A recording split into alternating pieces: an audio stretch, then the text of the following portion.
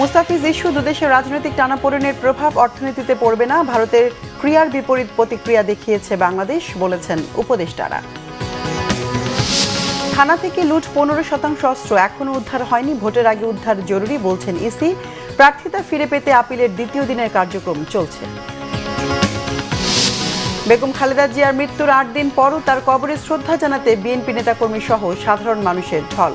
চেয়ারপারসনের চলে যাওয়া রাজনীতিতে অপূরণীয় ক্ষতি। প্রতিষ্ঠার 2 দশক পর প্রথমবারের মতো অনুষ্ঠিত হচ্ছে জগন্নাথ বিশ্ববিদ্যালয় কেন্দ্রীয় শিক্ষার্থী সংসদ নির্বাচন, উৎসবমুখর ক্যাম্পাস। দেখছিলেন ক্রাউন সিমেন্ট সংবাদ শিরোনাম, এবার বিস্তারিত সংবাদ। অর্থ উপদেষ্টা ডক্টর সালেউদ্দিন আহমেদ জানিয়েছেন, আইপিএল থেকে মুস্তাফিজকে বাদ দিয়ে শুরুটা করেছে ভারত। বাংলাদেশ শুধু তার প্রতিক্রিয়া জানিয়েছে। এই ঘটনার প্রতিবাদ এমনই হওয়া উচিত। জ্বালানি উপদেষ্টা ফজল কবির খানের আশা, এই ঘটনায় ভারতের শুভ বুদ্ধির উদয় হবে।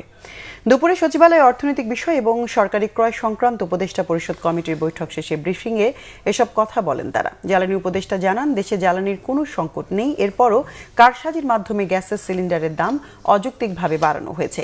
পাইকারি ও খুচরা বিক্রেতারা এই সিন্ডিকেট করছে বলে মনে করেন তারা। তবে যারা অযৌক্তিকভাবে বেশি দরে সিলিন্ডার বিক্রি করছে তাদের বিরুদ্ধে ব্যবস্থা নিতে ভোক্তা অধিদপ্তর ও আইনশৃঙ্খলা বাহিনী কাজ করছে। অর্থ উপদেষ্টা জানান, মূল্যস্ফীতি বৃদ্ধির বিষয়টি স্বীকার করে সরকার প্রয়োজনীয় পদক্ষেপ নিচ্ছে। আইপিএল এর সম্প্রচার বন্ধ প্রসঙ্গে দুই উপদেষ্টাই বলেন, এই ইস্যুতে ভারত যা করেছে তার প্রতিক্রিয়া দেখিয়েছে বাংলাদেশ। এদিকে মুস্তাফিজকে আইপিএল থেকে বাদ দেওয়ার সিদ্ধান্তে নিজেদের ফাঁদে নিজেরাই পা দিয়েছে ভারত। ভারতের মাটিতে টি-20 বিশ্বকাপের বাংলাদেশ ক্রিকেট বোর্ডের সিদ্ধান্তে বেকায়দায় ভারতের ক্রিকেট বোর্ড। আলোচনার দরজা ভারত সরকারই বন্ধ করেছে বলে মন্তব্য ক্রীড়া বিশ্লেষকদের। ভেন্যু পরিবর্তনে কোনো বাধা দেখছেন না তারা। মনির হোসেন খানের রিপোর্ট।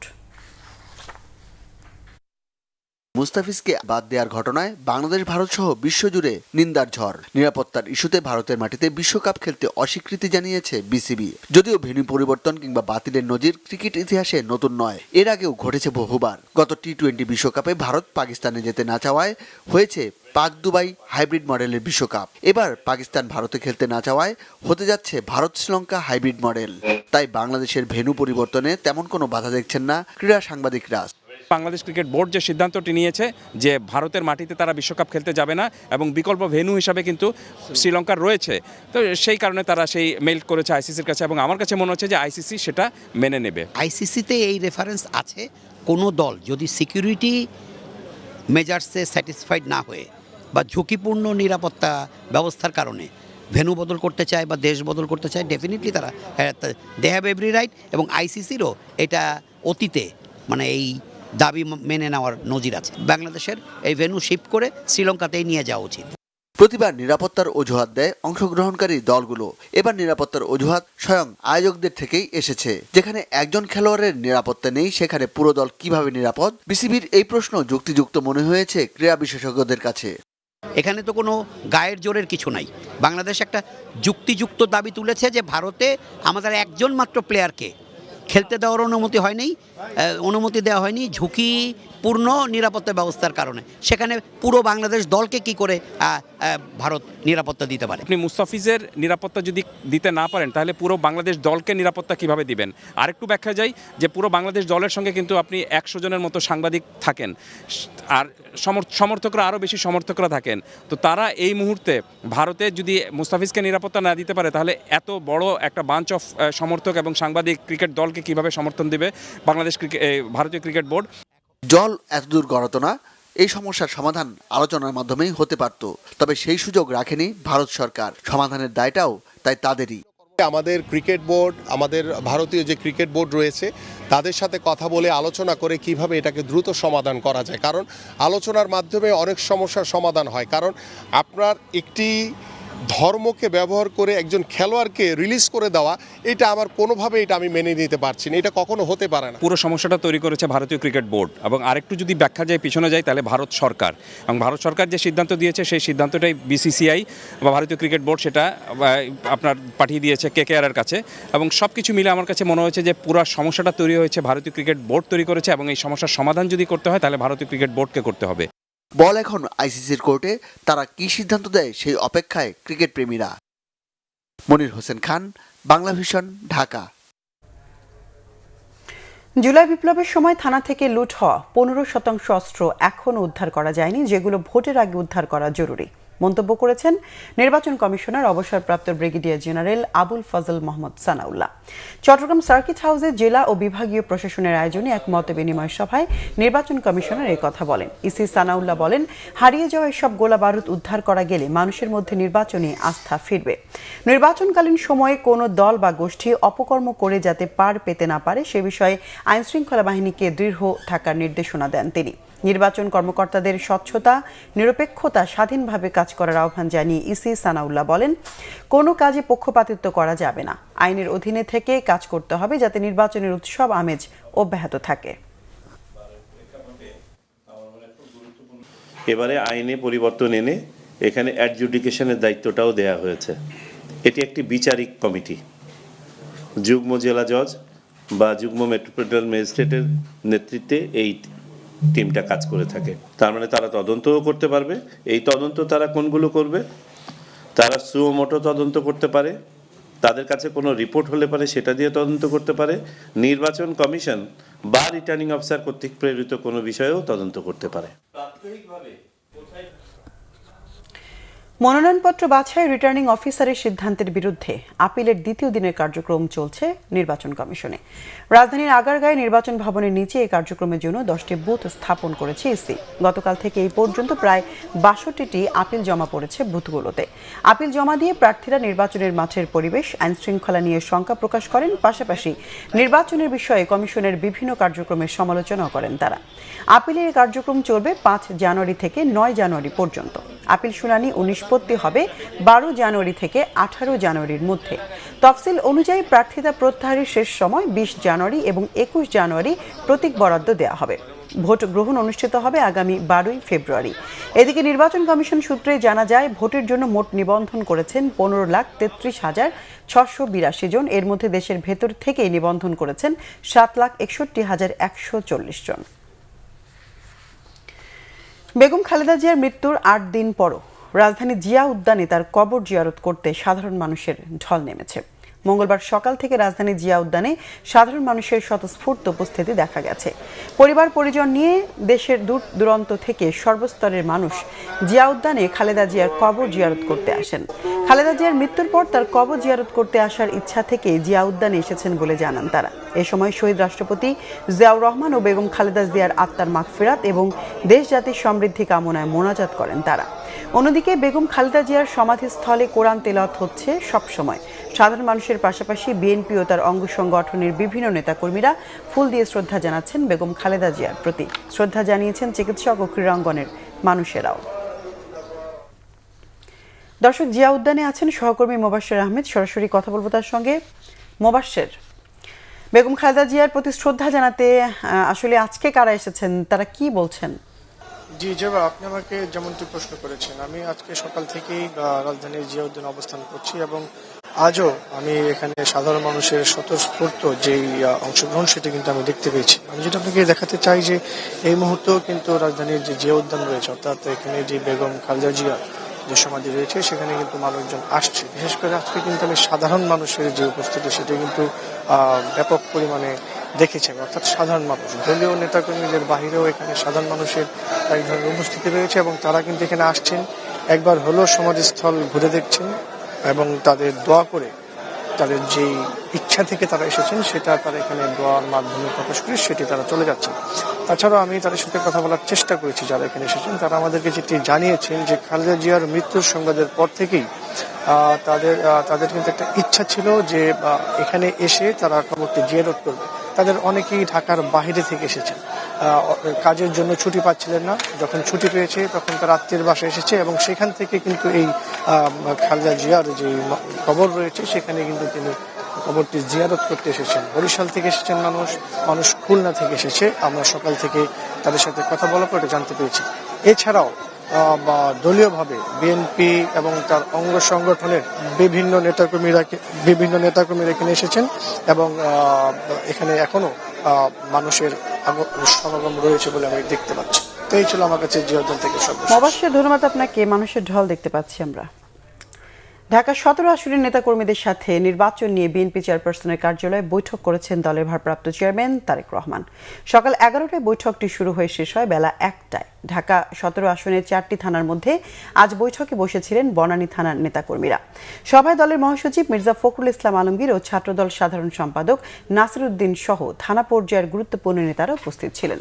বৈঠক শেষে নাসির জানান, নির্বাচন নিয়ে এটি ছিল ধারাবাহিক মিটিংয়েরই অংশবিশেষ। তারেক রহমান 17 আসনে ভোটারদের কি কি সমস্যা আছে তা চিহ্নিত করে সে বিষয়ে ভোটারদের অঙ্গীকার দেবেন বলে জানান। এছাড়া বিকেলেও তারেক রহমানের সাথে আরেকটি নির্বাচনী বৈঠক রয়েছে বলেও জানান তিনি। দর্শক, গুলশান কার্যালয়ে আছেন বিশেষ প্রতিনিধি মুহিবুল্লাহ মুহিব, সরাসরি যুক্ত হচ্ছে তার সাথে। মুহিব, বিএনপি ভারপ্রাপ্ত চেয়ারম্যান তারেক রহমানের আর কি কি কর্মসূচি আছে আজকে, এই বিষয়ে আমাদেরকে বিস্তারিত জানাবেন। যেবা প্রতিদিনের মতো আজকেও সকাল 10:55 মূলত বিএনপির চেয়ারপারসন বেগম, বিশেষ করে চেয়ারপারসনের যে কার্যালয়টি রয়েছে গুলশানে, সেখানে তিনি এসেছেন এবং তারপর থেকেই কিন্তু সর্বস্তরের নেতাকর্মীদের ভিড় আমরা লক্ষ্য করছি। বিশেষ করে সকাল থেকে ছাত্রদল, যুবদলের নেতাকর্মীরা তারেক রহমানের সঙ্গে বৈঠক করছেন। বিশেষ করে ঢাকার যেসব আসনগুলো রয়েছে সেই আসনগুলোতে কিভাবে নির্বাচনে এইসব অঙ্গ সহযোগী সংগঠনগুলো তাদের ভূমিকা পালন করবে সেই সব দিক নির্দেশনা তারা নিচ্ছেন তার কাছ থেকে। একই সঙ্গে বিশেষ তারেক রহমান যে ঢাকা 17 আসন থেকে নির্বাচনটি করবেন, সেই আসনের 4টি থানা রয়েছে, সেই থানাগুলোতে তাদের ভূমিকা কি হবে এবং সেখানে কিভাবে নির্বাচনী কার্যক্রম পরিচালনা করবেন সেই বিষয়গুলো তিনি নির্দেশনা দিচ্ছেন। আমরা কিছুক্ষণ আগে দেখেছি যুবদলের কেন্দ্রীয় সভাপতি এবং সাধারণ সম্পাদক এই কার্যালয়ে প্রবেশ করেছেন এবং বাইরে মহানগর উত্তর এবং দক্ষিণের নেতাকর্মীরা রয়েছেন। এবং সবশেষ যেটি আমরা দেখেছি যে বিএনপির ভারপ্রাপ্ত চেয়ারম্যান তারেক রহমান, তার কাছে যেমন প্রতিদিন অন্যান্য দলের নেতাকর্মীরাও বেগম খালেদা জিয়ার মৃত্যুতে শোক জানাতে আসছেন, সেই শোকের পাশাপাশি কিন্তু নির্বাচনের যে আলাপটি সেটিও কিন্তু হচ্ছে।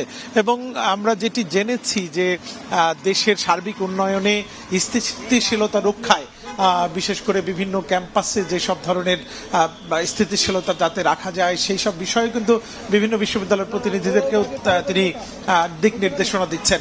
এবং আমরা গণমাধ্যম কর্মীরা এখানে রয়েছি, তারেক রহমান যাদের সঙ্গে দেখা করছেন বা যাদের সঙ্গে বৈঠক করছেন এবং যেসব নির্দেশনা দিচ্ছেন তারা সেই সব নির্দেশনা এসে গণমাধ্যমের যারা সাংবাদিক রয়েছেন তাদেরকে বিস্তারিত জানাচ্ছেন। আমরা সেই অপেক্ষায় রয়েছি যে বিশেষ করে যুবদল এবং ছাত্রদলে যারা ভেতরে রয়েছেন তারা বের হয়ে কি ধরনের নির্দেশনা নিয়ে আসেন সেটি জেনে আপনাকে আবারও জানিয়ে দেবো। যেবা, এই ছিল আমার কাছে। ধন্যবাদ, বিস্তারিত জানালেন। প্রয়োজনে আবারও যোগাযোগ করব। প্রশান্তিপূর্ণ পরিবেশে চলছে প্রথম জগন্নাথ বিশ্ববিদ্যালয়ের ছাত্র সংসদ জাকসুর প্রথম নির্বাচন। সকাল 9টা থেকে 39টি কেন্দ্রের 178টি বুথে চলছে ভোট গ্রহণ। বিরতিহীনভাবে ভোট গ্রহণ চলবে বিকেল 4টা পর্যন্ত। সকাল থেকেই ভোট কেন্দ্রগুলোর সামনে দেখা গেছে ভোটারদের দীর্ঘ লাইন। প্রতিষ্ঠার পর থেকে এবারই প্রথম জাকসু ও হল সংসদ নির্বাচনে মোট ভোটার সংখ্যা 16,645 জন। নির্বাচন কমিশনের তথ্য অনুযায়ী বিশ্ববিদ্যালয়ের 39টি কেন্দ্রের 178টি বুথে ভোট গ্রহণ চলছে। নির্বাচনে মোট 21টি পদে প্রতিদ্বন্দ্বিতা করছেন 157 জন প্রার্থী এবং হল সংসদের 13 পদে 33 প্রার্থী। হলের শিক্ষার্থীদের হল সংসদে ভোট দেওয়ার পাশাপাশি কেন্দ্রীয় সংসদের জন্য আলাদাভাবে ভোট দিতে হবে। ভোট গ্রহণ শেষে 6টি OMR মেশিনে হবে ব্যালট গণনা। ফলাফল ঘোষণা করা হবে কেন্দ্রীয় অডিটোরিয়ামে। ভোট গণনা সরাসরি দেখানো হবে LED স্ক্রিনে। উল্লেখযোগ্য প্যানেলগুলোর মধ্যে রয়েছে ছাত্রদল সমর্থিত ঐক্যবদ্ধ নির্ভীক জবিয়ান, ছাত্র শিবির সমর্থিত অদম্য জবিয়ান ঐক্য, ছাত্রশক্তি সমর্থিত ঐক্যবদ্ধ জবিয়ান ও বামপন্থী সমর্থিত মৌলানা ভাসানী ব্রিগেড প্যানেল। ভোটের নিরাপত্তায় ক্যাম্পাসের ভেতরে প্রক্টোরিয়াল টিমের পাশাপাশি গেটের বাইরে বিপুল সংখ্যক পুলিশ, র্যাব ও বিজিবির সদস্য মোতায়েন করা হয়েছে। এখনো পর্যন্ত নির্বিঘ্নে ভোট প্রয়োগ করছেন শিক্ষার্থীরা। ভোটার উপস্থিতিও সন্তোষজনক দেখা গেছে। দর্শক, জগন্নাথ বিশ্ববিদ্যালয়ে আছেন সহকর্মী কেফায়েত শাকিল, সরাসরি যুক্ত হচ্ছে তার সাথে।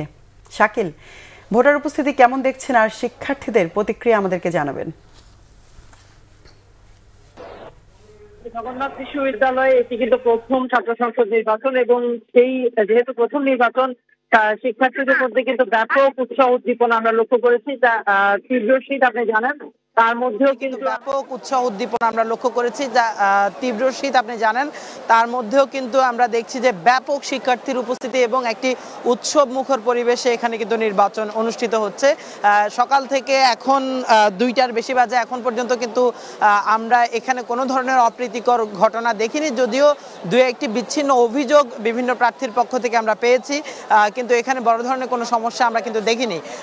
এবং আপনি যেটি বলতে চাচ্ছিলেন যে ভোটার উপস্থিতি কেমন, আমরা কিন্তু তেমনটি এখানে যেমনটি বিশ্ববিদ্যালয় প্রশাসন এবং যে নির্বাচন কমিশনের পক্ষ থেকে যে ভাষ্য পেয়েছে সেই অনুযায়ী কিন্তু বেলা 1টা পর্যন্ত 40% বেশি ভোট কাস্ট হয়েছে। এখনও আপনি দেখতে পাচ্ছেন যে বিশ্ববিদ্যালয় এলাকায় কিন্তু অসংখ্য শিক্ষার্থী রয়েছে, যেহেতু বেলা 3টা পর্যন্ত ভোট কাস্ট হওয়ার কথা রয়েছে, কিন্তু বিশ্ববিদ্যালয় প্রশাসন জানিয়েছে যে যদি লাইনে ভোটার থাকেন তাহলে সেটি 3:30টা পর্যন্ত তারা গ্রহণ করতে পারেন।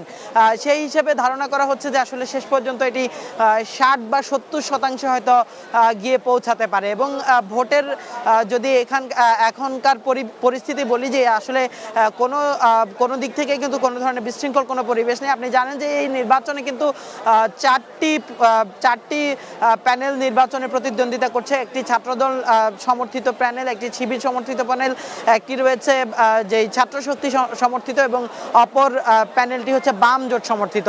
তো এখন পর্যন্ত আমরা শুধুমাত্র শিবিরের পক্ষ থেকে কিছু অভিযোগ পেয়েছি, তারা ছাত্রদলের বিরুদ্ধে বিভিন্ন অভিযোগ করার চেষ্টা করেছেন। এর বাইরে কিন্তু ক্যাম্পাসের পরিস্থিতি যেমন শান্ত রয়েছে, ভোটের পরিস্থিতিও আমরা কিন্তু আমাদের জায়গা থেকে দেখছি একেবারেই শান্ত, সুন্দর পরিবেশে ভোট হচ্ছে। কিছু কিছু ভোটার আমাদের কাছে অভিযোগ করছেন যে তারা আসলে তাদের যে ভোট দিতে দীর্ঘ সময় লাইনে দাঁড়াতে হচ্ছে এমন অভিযোগ করছেন। তো এখন পর্যন্ত আসলে জগন্নাথ বিশ্ববিদ্যালয়ে যে কেন্দ্রীয় ছাত্র সংসদের নির্বাচন, সেখানকার আমার কাছে এই ছিল সর্বশেষ। শাকিল, ধন্যবাদ আপনাকে। নির্বাচন চলছে, প্রয়োজনে আবারও যোগাযোগ করব। সারা দেশে বইছে মৃদু শৈত্যপ্রবাহ, তীব্র শীতে নাকাল জনজীবন। মৌসুমের সর্বনিম্ন তাপমাত্রা রেকর্ড করা হয়েছে রাজশাহীতে 7 ডিগ্রি সেলসিয়াস। 3 দিন ধরে সূর্যের মুখ দেখেনি রংপুরের মানুষ। প্রচণ্ড ঠান্ডায় কাহিল হয়ে পড়েছেন ছিন্নমূলরা। চরম দুর্ভোগে দিন পার করছেন তিস্তা পাড়ের মানুষও। ক্ষেত খামারে কাজ করতে পারছেন না, গরম কাপড়ের অভাবে বেশ কষ্ট পাচ্ছে অসহায় দুস্থ পরিবারগুলো। খড়কুটোর আগুনে শীত নিবারণের চেষ্টা তাদের। টানা 5 দিন ধরে ঠাকুরগাঁয়ে চলছে শৈত্যপ্রবাহ। কনকনে বাতাস আর ঘন কুয়াশায় বিপর্যস্ত জনজীবন। কুয়াশার সাথে পড়ছে গুড়ি গুড়ি বৃষ্টি। বেশিরভাগ যান চলাচল করছে হেডলাইট জ্বালিয়ে। আগুন জ্বালিয়ে শীত নিবারণের চেষ্টা অনেকের। ঠান্ডায় কাবু গবাদি পশু পাখিও। মৃদু শৈত্যপ্রবাহের কবলে পড়েছে সর্বস্তরের জেলা পঞ্চগড়। চরম বিপাকে পড়েছেন নিম্ন আয়ের মানুষ। তেঁতুলিয়ায় মৌসুমের সর্বনিম্ন তাপমাত্রা রেকর্ড করা হয়েছে সকাল 9টায় 8.6 ডিগ্রি সেলসিয়াস। টানা 2 সপ্তাহের মৃদু ও মাঝারি শৈত্যপ্রবাহের কবলে পড়ে চরম কষ্টে দিন কাটাচ্ছে চুয়াডাঙ্গার মানুষ। সংবাদ শেষ করব ক্রাউন সিমেন্ট শিরোনামগুলো আরেকবার জানিয়ে।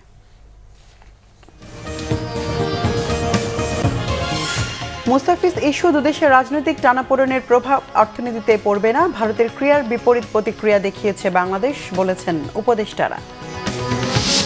থানা থেকে লুট হওয়া 15% অস্ত্র এখনো উদ্ধার হয়নি। ভোটের আগে উদ্ধার জরুরি, বলছেন ইসি। প্রার্থিতা ফিরে পেতে আপিলের 2য় দিনের কার্যক্রম চলছে। বেগম খালেদা জিয়ার মৃত্যুর 8 দিন পরও তার কবরে শ্রদ্ধা জানাতে বিএনপি নেতাকর্মী সহ সাধারণ মানুষের ঢল। চেয়ারপারসনের চলে যাওয়া রাজনীতিতে অপূরণীয় ক্ষতি। প্রতিষ্ঠার 2 দশক পর প্রথমবারের মতো অনুষ্ঠিত হচ্ছে জগন্নাথ বিশ্ববিদ্যালয় কেন্দ্রীয় শিক্ষার্থী সংসদ নির্বাচন। উৎসব মুখর ক্যাম্পাস। দর্শক, এ ছিল এখনকার মতো। পরের সংবাদ বিকেল 4টায়। এর আগে 3টায় রয়েছে নিউজ টপ 10 দেখার আমন্ত্রণ রইল। এছাড়া বাংলাভিশন সংবাদ ও সংবাদ সংশ্লিষ্ট অনুষ্ঠান দেখতে ভিজিট করুন www.bvnews24.com ও facebook.com/banglavisionnews এবং সাবস্ক্রাইব করুন youtube.com/banglavisionnews। এতক্ষণ সঙ্গে থাকায় ধন্যবাদ সবাইকে।